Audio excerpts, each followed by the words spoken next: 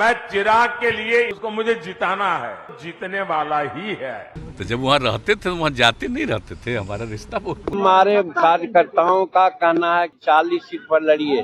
पूरी चीज न है तो जो हम लोगों ने 2032 तक हम लोग इसको बिहार विधानसभा में अगर कोई सबसे बड़ी जो न्यूज चलती है तो सबसे ज्यादा वो चलती है नीतीश को लेकर के, चिराग को लेकर के और तेजस्वी को लेकर के। यही सारा न्यूज अभी बिहार में वायरल हो रहा है और इन्हीं को लेकर करके, पार्टियों को लेकर के ये सारे विचार विमर्श किए जा रहे हैं। कब कौन पार्टी के साथ जुड़ता है, कब किसी के पार्टी के साथ हटता है।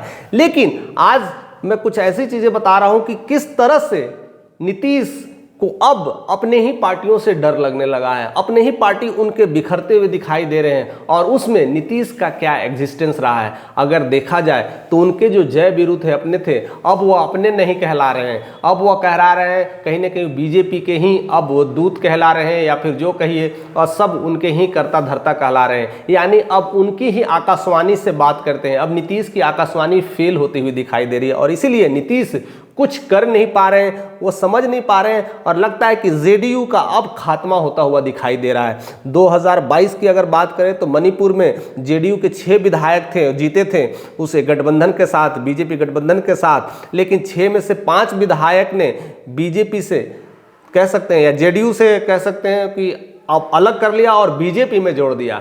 और एक जो विधायक थे उन्होंने फिर से अपने आप को अलगाव करके बीजेपी से अलग कर दिया, यानी राज्यपाल को चिट्ठी लिखा और समर्थन वापस लेने की कोशिश की। यानी देखा जाए तो जो भी जेडीयू के विधायक है धीरे धीरे वो बीजेपी में विलय हो रहे हैं और जो कुछ भी एक बचा है अगर तोड़ने की भी कोशिश कर रहे हैं उसको लेकर के भी काफ़ी कुछ हलचल हो रही है।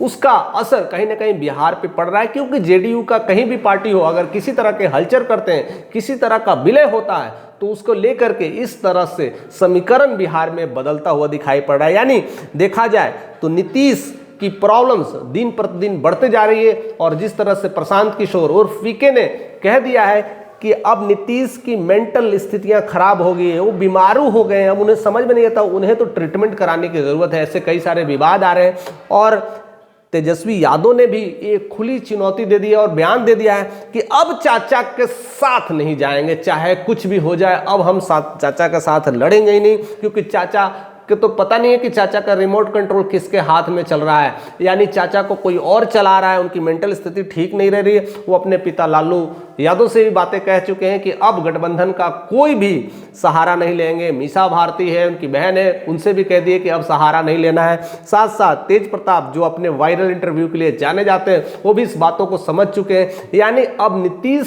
से रिश्ता खत्म होते हुए दिखाई पड़ रहा है। तो फिर नीतीश के पास ऑप्शन क्या है? पहले नीतीश हमेशा यू टर्न के नाम से जाने जाते हैं, लेकिन हमारी बातचीत तो होती रहती है, इसलिए इस बार भी दही चूड़ा के बाद यू टर्न लेंगे, लेकिन इस बार नहीं ले पाए। यानी नहीं ले पाए तो लोगों का विश्वास अब लगा कि कुछ भी चेंज हो सकता है। यानी हमेशा जिस तरह से चेंज करते थे, पार्टी बदलते थे, अब वह चीज़ें नहीं हुआ। लेकिन बीजेपी के साथ वो लड़ क्यों रहे हैं और कब तक लड़ेंगे, यह सब कुछ अभी एजेंडा बना हुआ है। यानी उनके पास कोई चारा नहीं है। उधर जेडीयू अब जिस तरह से सोच रही, जेडीयू के अपने जो पार्टियां हैं, अपने जो लोग हैं, वो धीरे धीरे बीजेपी में विलय हो रहे हैं। अब उनके पास जो जितने सारे जो बने विधायक, अब उनको साथ लड़ने की ही बात हो रही है। अब जो नीतीश की सबसे बड़ी जो मांग हो गई जो एनडीए में, वो होगी सीटों को लेकर के सबसे ज़्यादा सीट मिले। अगर उन्हें 100 प्लस की दरकार हो कि 100 प्लस से ज़्यादा सीट ले और उसमें कम से कम 60-70 भी अगर सीट ले आए तो एक बड़ा खेला कर सकते हैं, क्योंकि बीजेपी एक मेजोरिटी के साथ आने वाली है और उनको सरकार बनाने के लिए नीतीश को चाहिए अगर वो कहते हैं ना 50-60 सीट लेकर के आ चुके हैं, उनको चाहिए। बीजेपी कभी तेजस्वी के साथ नहीं जाएगी और तेजस्वी ने कह दिया है कि हम नीतीश के साथ नहीं जाएंगे। देखिए एक त्रिकोणीय समीकरण बन रहा है। बीजेपी ने कह दिया मैं यादव के साथ नहीं जाऊंगा, शुरू से ही है उनके साथ दुश्मनी चलती हो तो जाएंगे नहीं, अगर जाते तो नीतीश को बाय बाय टाटा कब का कह चुके होते, यानी खेल खत्म, यानी वो नहीं जाएंगे। और तेजस्वी ने कह दिया कि हम नीतीश के साथ नहीं जाएंगे। एक समीकरण बन रहा है, तो बन रहा है जो कनेक्शंस बन रहा है वो एनडीए में, तो कहीं ना कहीं नीतीश का और बीजेपी का ही समीकरण बन रहा है। अब यहाँ पर पंगा वही होता है कि नीतीश कितना सीट ले आते हैं।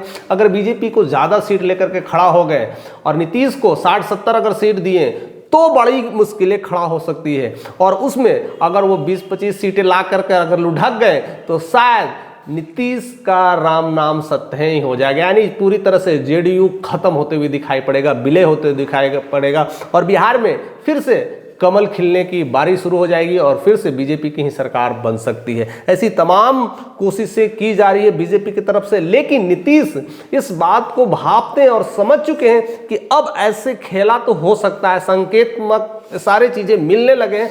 अब वो लग रहा है कि कहीं ना कहीं हम ज्यादा सीट लाएंगे, हमारे विधायक कम से कम 50 भी सीट जीत लिए, 60 भी सीट जीत लिए, जो भी इस तरह का सीट अगर जीत लिए तो जो 123-22 का जो समीकरण है बिहार में वो हमारे वजह से पूरा हो तो खेल बदल सकते हैं और वहां पर फिर वो डिमांड वही करेंगे जो पहले आज से कई बार अपनी इस राजनीतिक दौर में करते आए हैं, यानी अगला सीएम भी नीतीश होगा।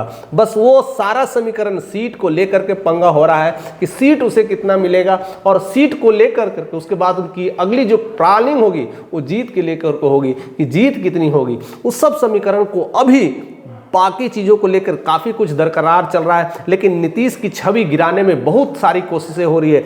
जिस तरह से अगर देखा जाए तो हाल ही में अनंत सिंह पे जो गोलियां चली, लॉ एंड ऑर्डर जिस तरह से खराब हुआ, यानी सरकार कहीं ना कहीं ध्वस्त होती दिखाई दे रही है।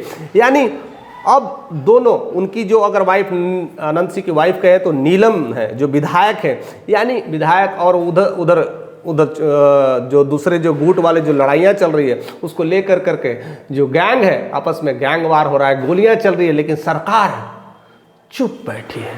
सरकार पता नहीं कर पाएगी नहीं, यानी वो इस अवस्था में नहीं है कि उसको ठीक कर पाए, कि उसको अलग कर पाए।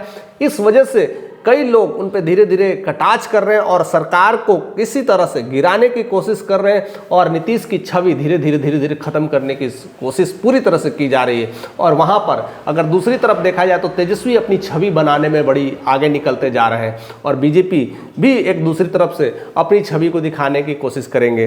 तो इस तरह से अगर देखा जाए तो नीतीश का कहीं ना कहीं अब लुटिया डूबने वाला है। अब सारा समीकरण उनकी सीटों को लेकर के पड़ता है कि उनको कितनी सीटें मिलेंगी। अगर 100+ सीटें मिलती है तो नीतीश जी को होप आएगा, उनके अंदर ऊर्जा आएगी और उसके बाद जो ऊर्जा बची है वो ऊर्जा अपने पूरी तरह से प्रचार प्रसार में लगाएंगे। अगर उसके बाद अगर सीट आती है 50+ के आसपास तो समझ लीजिए कि अभी भी नीतीश है, अदरवाइज उनका खेल खत्म और बिहार में कुछ और बड़ा खेल होने वाला है। ये बिहार की जनता समझ चुकी है, इसलिए इन पे अब विश्वास नहीं है। खाते से बनेगी नहीं तो तेजस्वी निकल करके आएंगे। अब एक नया समीकरण बनने वाला बिहार में।